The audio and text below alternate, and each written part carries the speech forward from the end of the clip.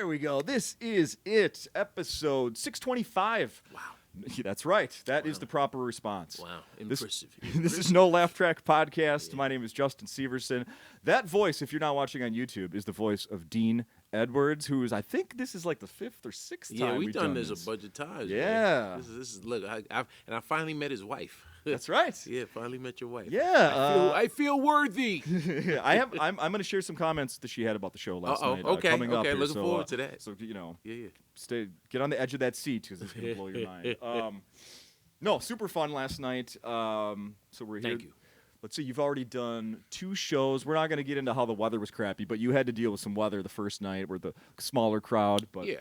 But you survived. Yeah, and you guys, the people that came out, and I told them, I joked, I said, you come out during a snowstorm in Minneapolis to come see comedy, you really wanted to laugh. Yeah, you right. know? And they did. They were very very gracious, and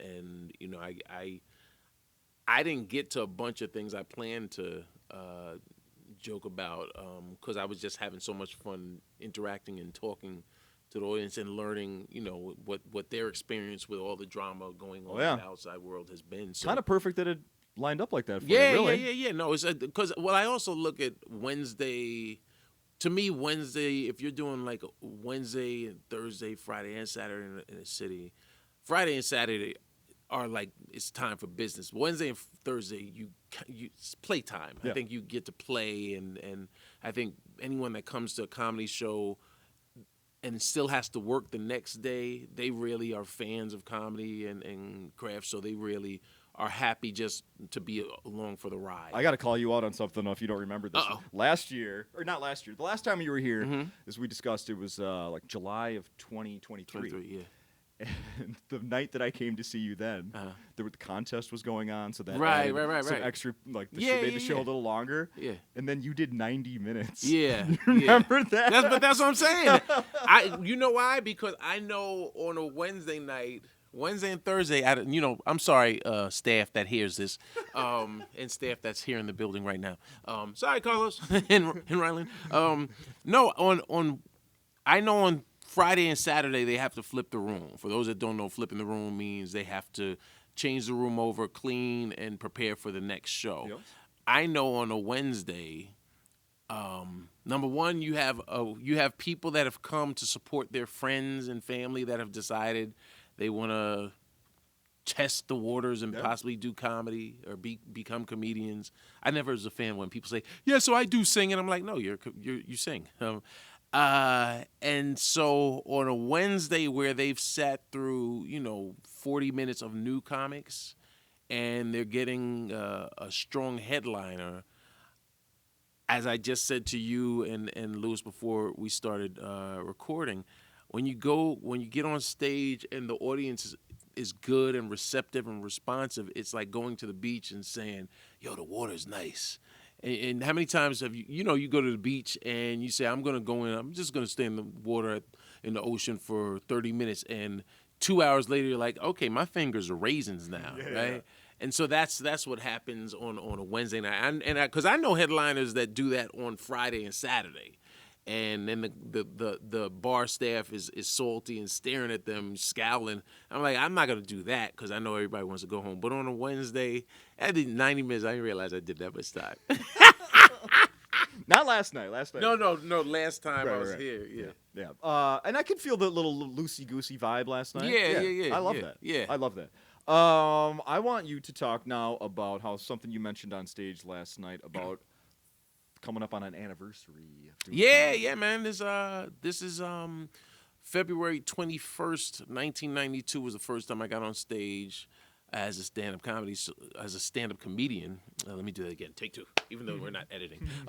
February 21st, 1992, the first time I got on stage and performed stand-up comedy. So I'm coming up on my 34-year anniversary as a stand-up. And where was that? That was at Monroe Community College in Rochester, New York. I was in school, and man, I'm still chasing the high from that first night. That's why I'm smiling, because I'm like, I remember clearly. I remember everything about the audience. I remember giving my friends my camcorder and saying, just tape anything that seems interesting. because this is back when Boyz II Men and Jodeci kind of were sort of taking over. They were at the beginning of their process of taking over music. No. Yeah. You said you had the neck action too, and so there were a lot of singers, there were a lot of rappers, there were some dancers, but there were no. I was the only comic. As a matter of fact, it was 2 weeks before Def Comedy Jam premiered. And wow! And I'm proud to say that, because as much as I loved being part of Def Jam's legacy and doing the show, that was not my motivation for becoming a comic. I know some people it was, and it worked out. I said, but my motivation was Eddie Murphy Delirious in 1983. Yeah. That's what made me say I want to do this. And so it took me 9 years to finally have the courage, and also just figure out how, because I think that's most new comics' biggest hurdle is like, well, how do I, and I have, people come up to me all the time after shows like, yeah, man, I want to do comedy. I'm like, you want to be a comic? Yeah. I'm like, all right. And they're like, you have any advice? I was talking to brother last night. No, him and Taylor, they work here. And they said, do you have any, Taylor said, I think she goes by Taser, but Taylor said, do you have any advice for a new comic? I said, I don't believe in advice, because what worked for one may not work for the next person. I said, just get on stage. And so that's what I tell any new comic, get on stage. You'll know, you'll figure it out. And if it's not for you, you'll figure that out too. Yeah. Very quickly. Yeah. Did you do anything? Were you home last weekend for Valentine's Day? We got home on Saturday. And we went to, my wife and I went to, because I had just taken her on I did a cruise gig, and so I brought her. So it was nice to get away from the New York City weather that it's 18 degrees but feels like -3. Mm-hmm. And so we were in the Caribbean for the week, and then got home on Valentine's Day. And we were tired. This isn't a competition. You don't have to like. No. No, we went to see that movie with Rachel McAdams, Rachel Adams or Rachel McAdams, where she's stranded on an island with her boss. Sure. I should know the name of it. It's like Sounds like it wasn't your choice. No, actually, we both mutually. I said, "Oh, look, it's a thriller. Yeah. It was entertaining. It was good. Yeah, nice. Good. The reason I brought this up is because my daughter, who's 19, has a boyfriend. They've been together a few years now.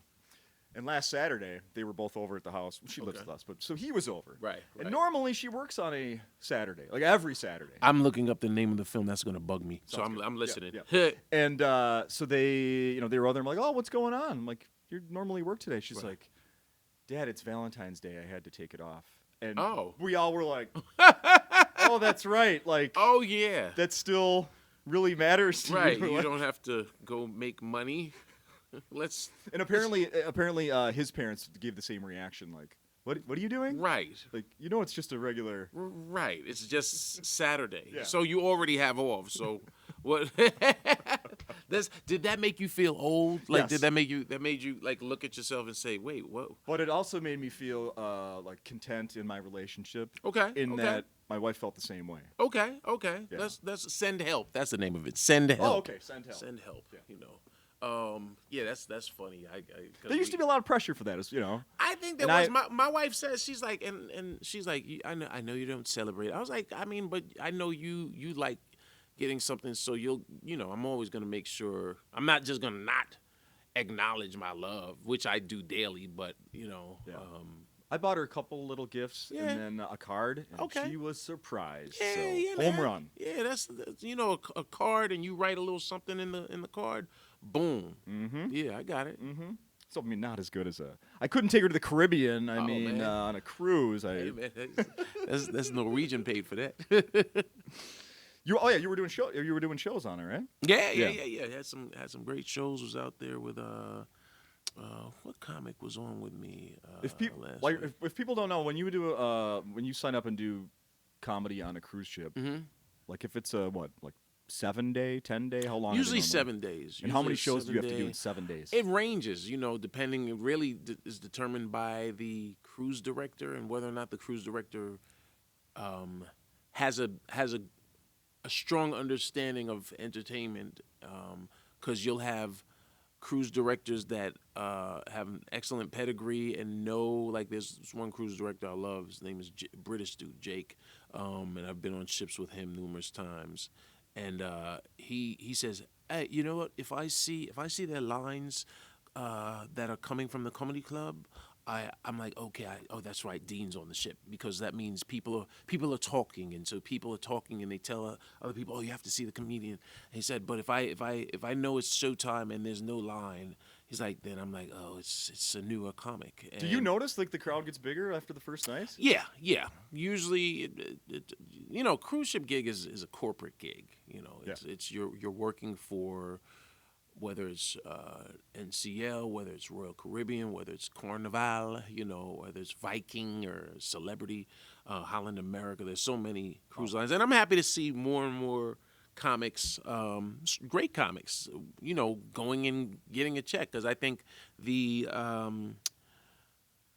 there was sort of a reluctance. I think people have a stigma against going to see comedians on cruise ships because they're expecting an old Catskill guy in a tuxedo, like, take my wife, please, very Henny Youngman. Yeah. And so then you see me dressed in bright colors, afro woofing, high energy, and I've had people come up to me countless times over the years. Yo, we cruise. This is our 37th cruise, and that's the funniest I've ever seen. Yeah. And we've seen you. Someone said, she's like, this is our 4th time seeing you this time, and it's amazing because you did all different material. And I always tell people, I was like, don't expect that, because people will come up to comics. The difference between working on a cruise ship versus a land gig is that you're stuck on the ship with people, right? And if looking the way I look, especially with my hair, it's hard to go incognito, right? People recognize me. Unless I would, my hair's just at the right level where I can still put on a Yankee fitted. Yeah. And most people might not recognize, like black people, like, you the comedian, ain't you, right? But people have no problem coming up, oh, man, you were so fun. I seen you 3 times, did the whole different material. We're going to come to your show tonight. You going to do the same thing? And so usually by the end of the week. Oh, that's some pressure. Not for me, because I tell people I'm good. I've been doing this long enough that I have enough material. But I also tell them, listen, I usually say it towards the end of the week. You know what? Many of you saw me. You know who's on with me? A comedian named Melvin George. Melvin George, brilliant comic, funny, old school, throwback, cool dude. With a name like Melvin, I assume. Yeah, right. He tours with Patti LaBelle and Smokey Robinson. Wow. He opens for them all the time. And I said, between the two of us, we each have done, say, I don't know, we've each had like 4 solo shows and then 1 or 2 split shows. So I said, if each set's 40 minutes, so that's 160 minutes and then another 240. So say 200 minutes. You had 400 minutes of jokes between us. I said, that's over 6 hours of jokes. Damn. I said, if you hear 1 or 2 things repeated and you laugh the first time, laugh again. Yeah, right. I said, because I was just on a ship a couple months ago and they had Beetlejuice the musical, which was a great show, great cast. And I said, Beetlejuice is singing the same songs every night. The 4 shows they do, you're getting the same exact show. So give us a little leeway, because you might get on a ship with a newer comic that doesn't have 4 or 5 different new sets. And so Yep. To your original question, I think on average we probably have in 7 days I'll have 5 shows a week. Sometimes it's 7, sometimes it's 3. You know, and so it just depends on the cruise director. And you get to see the world. Yeah. What a deal. What a deal. You're still living in Brooklyn? Brooklyn, correct? Yes, sir. Baby. So I want to hear what you have to say about a little news I found in Brooklyn, sir. Okay. You ready for this? Okay. In recent Justin does his research. I Thank love you. this, man. Thank you. In recent weeks, New Yorkers have voiced growing outrage over a disgusting evolution of the love lock. The love lock. Do you know anything about this? I do not. It's a tradition on the Brooklyn Bridge. Mm-hmm. Tourists tying literal garbage, including. So it started. People, the Brooklyn Bridge is like a sign of love. Yeah. You and I are in love, and we go bring a lock and we put it on the Brooklyn Bridge to to show our love. And then you and I can come back in 5 years and be like, hey, look it. Boo! That's some old tourist BS. Correct. I think it started in Europe somewhere. I know there's there's a bridge in Hastings, Minnesota. Where I've seen them do this in a small town in Minnesota. In any case, in your town, in your city of Brooklyn, they have now switched over from locks to people are putting garbage on. Garbage, nice. Used tampons. Oh, come on, man. Condoms and underwear to the bridge's pedestrian walkway. Come on. While the practice of attaching padlocks to the bridge has existed for years, it has morphed into a trend of trash locks, where visitors who don't have a padlock simply tie whatever is in their pockets to the wire mesh Go back fencing. to the locks, man. Go back to master locks. That's nasty. Because if you tying up a condom, is it a used condom? And if so, at what point did you say, here, let me save this keepsake, to show our love, and we'll come back years from now? That's just disgusting. You're not gonna believe what I have in my backpack. Yeah, babe. Can I use your finger while I tie this? Yeah, that's nasty. Yeah, hold it down. That's disgusting. People are nasty. So this isn't like if I came to visit you, you wouldn't come bring me to this tourist. Here, please, you and your wife, enjoy your time in the city, but make sure you save the condom. No, I'll just bring you to Junior's and you can have some cheesecake. Oh, that sounds wonderful. Yeah. That sounds wonderful. So yeah, be on the lookout for that back home. That does not sound good. So last night, let's see. Oh no, So my favorite social media app these days is Threads. I really like that one. Yeah, You're not on there. I'm not on Threads. It's one more thing, man. It's just one more thing that someone, my wife just mentioned. What's the Substack? Substack, sure. And I was like, and somebody sent me an article. I was like, oh, geez. And then I went to leave a positive comment and it said, oh, you have to sign. I was like, and I said, oh, isn't that the worst? I was like, yeah.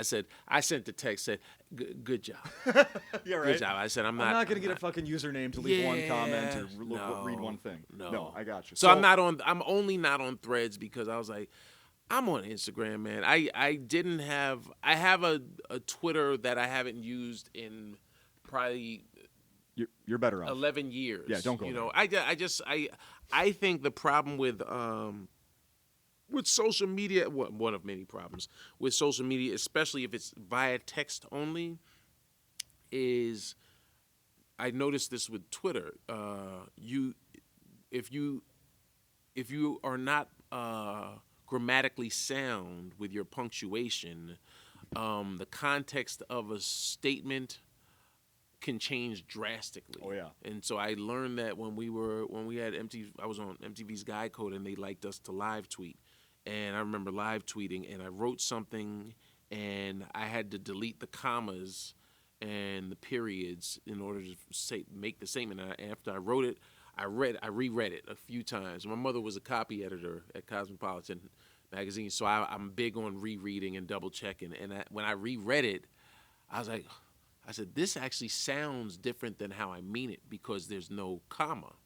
And I was like, that's when I realized. I said, oh, this is dangerous. This is dangerous. I said, no, not for me. That's enough. Interesting. Yeah, so I tapped out. Well, I searched your name on Threads to see if you had an account, and I found out you didn't have one. Oh, okay. But what I did see was several posts, of course, including your name. Oh, okay. People talking about it. Oh, uh-oh. Let's see what we hear. Why is this guy so... no. This one says, Rockin' Portland with Dean Edwards, a.k.a. Lenny from It's a Lot. Oh, yeah. Oh, that's funny. Is that from Dan? Yes. Yeah, Dan was, so then, he's the director. So, of course, I did a little research. I'm like, what the hell is It's a Lot? Yeah. And now I know. You did a pilot. With Rick Springfield? Yes, sir. Jesse's girl. Yeah. That's funny too, because one of the women in there, she auditioned for Baywatch and posted something. I think her name's Caroline, and older woman but gorgeous, or I won't say older, seasoned, and Wait, is Baywatch coming back? I think they're doing probably another one. I don't know exactly if it's TV or film. But yeah, my man Dan, he wrote this script, asked me to fly to did we shoot that in Seattle? Yeah, I flew to Seattle, and then we actually went to this island, Bainbridge Island or something, to do a show. But we shot up there for like a day. They just needed one day out of me, and then I did a show there. I saw it won a bunch of awards. Yeah. He's shopping it, man. That's the thing with entertainment that sort of references what I was talking about last night. Whereas I know a lot of celebrity comics, big name comics, and you never know what's going to pop to make people say, "Oh, him, it's his turn." And so you just do everything. As a creative, I like staying busy. Yeah. And playing in the sandbox with people. You know, Dan wrote a funny script. I was like, all right, yeah, let's lock and load. With rock and roll legend. Yeah, with rock and roll legends, Rick Springfield. I remember when I was a kid, the lady across the street, he was on like a soap opera, General Hospital or something, yeah, right? I believe she so. had such a crush on him. Yeah. I had a crush. No, I was just playing. He's like, calm down, Sue. Pause, yeah. He's not coming through the TV. Right. Oh yeah. Anyways, do you think that'll? I mean, you have no idea if that's gonna. I don't. It's impossible to know. Yeah, it's one of those things. Like you do it. It was fun. I think looking at the landscape of everything else that's on TV, I'm like, why not give this show a shot? And for how many outlets? I mean, there's a million places to put there's stuff a lot like of. that. I'm like maybe Tubi. Tubi just got like the Saturday morning cartoon catalog, man. A buddy of mine just sent me a listing of all the things that Tubi just got, and we can keep doing. I know he has. It's the Super Friends. Come on. Magilla Gorilla. I think Grape Ape. I actually got excited looking at this listing, man. He's like the full on Tubi, the full WB and Cartoon Network library that will begin streaming March 1st on Tubi, and they have everything from Abbott and Costello cartoons, Adam's Family, the Animaniacs, Aquaman. Oh yeah. Beware, Captain Caveman, Captain Caveman. A bunch of Looney Tunes, Justice League. Like it would be great if they had the original commercials in there too. Oh, dude, I would just watching those and then seeing Schoolhouse Rock. Lolly, lolly, lolly, get your ups here. Hey, now there's a person, place, or thing. Doo-doo-doo-doo-doo. What was the? And they come out to adjectives, and of course the one black one. Verb. That's what's happening. I do my thing in action. He had that Boys and Men vibrato. I do my thing in action. Verb. That's what's happening. Bringing me back, man. Yeah, man. But let's also talk about the.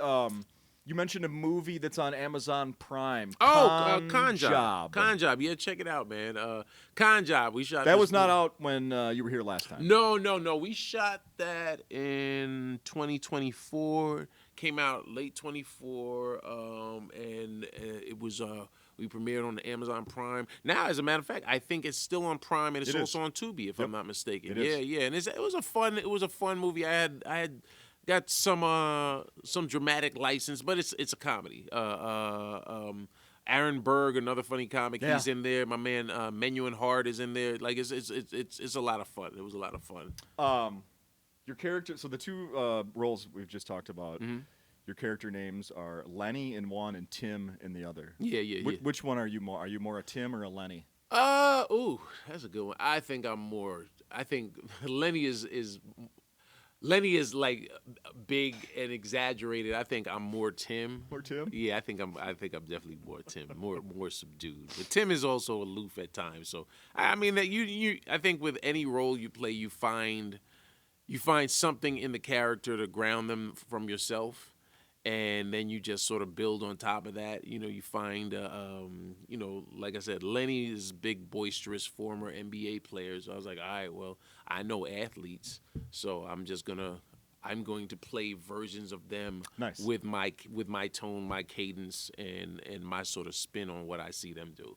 What kind of athlete were you? I was terrible. Really? Yeah, You're what, 6'5"? I'm 6'4". 6'4". 6'3.5", but with the afro 6'4". All right. And I didn't start playing. I wanted to do this. My brother was an amazing athlete, All American, All State, track. He was football and track. Me, I watched cartoons. I can tell you anything about the Doobie Brother episode of What's Happening. But I didn't. I was like, exercise. And I bet your brother can't. Yeah, right. And like all that exercise. I remember I went to when we moved to the suburbs. I went to football practice with my buddy Darren. I was like, maybe I'll play football. And this dude left me. We started doing laps, and he left me. And I was on the side. I was like, and I did the one practice, and my parents like, you go. I was like, nah, I don't need to go back. And then the only reason I played basketball is because we moved. I went to my third high school, and there was nothing else to do in Batavia, New York. So I was like, all right, well, I guess I'm going to do something. And people had expectations because, like, yo, we got this black kid from New York City. Our team's going to be good. Oh, no. Surprise. No. So my favorite play, I learned that I did not have the skill to put the ball in the basket. So I always played to my strengths. I was like, I'm tall and I'm scrappy. So Dennis Rodman became one of my favorite players. I was like, you know what? He's not putting the ball in the hoop, but he's a strong defender. So I became a strong defender. I was good. I was good on defense. Terrible on offense. You pass me the ball, I was like, take it right back. You take it. Your turn. Hot potato. That's hilarious. We don't have too much time left. There's something. I brought something along. I kind of want to put you on the spot with this and have you read something. Okay. In a voice. Okay, that you but do. first you got to tell me what your wife's notes were. Oh, yeah, thank you. I gotta, please, yeah, God. yeah. See, that's something I would have forgot to bring up. Yeah, but we go back like spinal cords and 8 tracks. Of course I'm going to bring it up. I appreciate that. So what I said, when we got home, I go, is there something that you want me to mention to Dean? Mm-hmm. And she said she loved the idea of when you talk about your wife, you describe her background. Mm-hmm. A black woman, British, but also Jamaican. Yeah. And she loved the idea of your wife going between the two accents. Oh, cool. Absolutely love that. Yeah. Oh, that's good. No, because I know your wife has probably seen a lot of comedy. Oh, yeah. And so anytime, there should be a Hall of Fame for, like, entertainers' wives, right? Because they're around it all. They've seen everything. And so I always hold a comic's wife or a musician's wife in high regard because they've been in the rooms when they were empty. They've been in them when they were full. They've seen everything. So I was talking to the waitstaff last night. I said, you know what? Y'all have seen. If I see you laugh, I know I'm doing a good job because you have seen any and everyone. Yes. And absolutely. they see the hacks and they see the goods. And so when you get that cosign, you're like, okay, I feel good. There were more than a few moments where you were saying stuff and I was doing like the elbow thing. Like, damn, he's good, huh? He's good, huh? Isn't he good? But it feels good for you, I'm sure, if you told them and your wife and she finally comes. I mean, I've said this on the podcast before. If I have it is pretty rare because of Acme books really good comics. Yes, but there are occasionally some where I'm like, this isn't going to be. It doesn't connect for you. Yeah. Which is fine. Yeah, then she doesn't come. Yeah, because comedy is subjective, so I get exactly. that. I mean, saying everybody's for everyone, that's not real. Right. It just isn't. As much as anybody wants it to be, it's not going to be real. Right. And I love that your wife said after we had that incident with she said that the lady was like leaving, talking. Still saying it was your fault. Yeah, his fault, even though she interrupted me. Yeah. That was something else, man. For people who weren't here, there was a bit of a somebody. How would you describe that? She wanted to be part of the show. Yeah. And then when she didn't want to be part of the show anymore, it was too late. Yeah. It's like, all right, well, you've woken the dragon. Exactly. Jakartas. I'm gonna guess that you got a couple congratulations on handling that after. The show. Yeah. A lot of people. Many people said, "Yo, you know what? You handled that very well, and you were. We could see you were extremely gracious, and one of the managers said, I saw what he said, you were trying to tee up to have everyone say happy birthday. I said, yes. I was playing in the moment, and then eventually I said, you know what, because she's been chatty throughout the show, I said, let me reprimand her, but in a pleasant way. Mm-hmm. And then I'm going to get everybody to say happy birthday. But when I looked at her girlfriends to either her left and her right, and I saw that this was not the first time they'd experienced, and then the one that was to her left got up and left. Oh, yeah. I was like, she's like, I'm taking my bag and leaving. Yeah, because she was like, yeah, I don't want to be part of the collateral damage, Yeah. you know. And it was ugly. It was just it just turned ugly, which unnecessarily. I didn't feel sad for her. I felt sad for her friends because they came out to help their friend or family Have a night member out, yeah. have a night out and celebrate, and then it turned into something ugly. And I know that ride back to their homes was horrendous because I know she was still yapping, and they kind of were just probably rolling their eyes, you know. So it probably wasn't them, but when we left here, probably about 5 blocks from here, there was a car pulled over with 3 women in it. Oh, really? Yeah. Oh, maybe it was them. Maybe they would. My wife was like, that might have been them. Might have been. Yeah. Because you said, I think your wife said, she's like, I'm going to get, like, whatever, I'm going to get him or something. I was like, yeah, stand out in the 12-degree weather if you want. Fool. That was something. You handled it so well. Thank you, But sir. yeah, Thank I you. mean, another reason why live comedy, man, you never know what you're going to see. You never know what you're going to get. It might be smooth sailing. It might be somebody trying to and that get was involved in the show. And it was just a tiny hiccup in the for sure. And it was weird because it happened 25 minutes in. Like, we had been having a good time. She had laughed. Like, we had fun with her. And then it just got weird. Yeah. Yep. All right. So this is what I want to end with here. All right. So this is it has to do with Tracy Morgan. Oh, gosh. Yeah, you know. And then let's see, where does it start here? This is an interview of Tracy Morgan and Daniel Radcliffe regarding they have the new show. Their new sitcom, The Fall and Rise of Reggie Dinkins. Okay. Let's see. The interview starts. I just copy and pasted this. Okay. The interview starts with somebody saying, "Your character Reggie has a football made from the original Miss Piggy. What's the craziest impulse purchase you've ever made?" And now I want you to read both the Tracy Morgan and Daniel Radcliffe parts. I have it marked here. Okay, let me see. All right, so take a look at that. All right. So I'm reading Brian Fellows and Harry Potter. Yeah. Okay. Reggie is made of football out of Miss Piggy. What's the craziest impulse purchase you've ever made? I spent $4 million on a LaFerrari. Can we talk about the glass from the Titanic? How did you get that? Listen, I was on 30 Rock when I got that. I won it at an auction.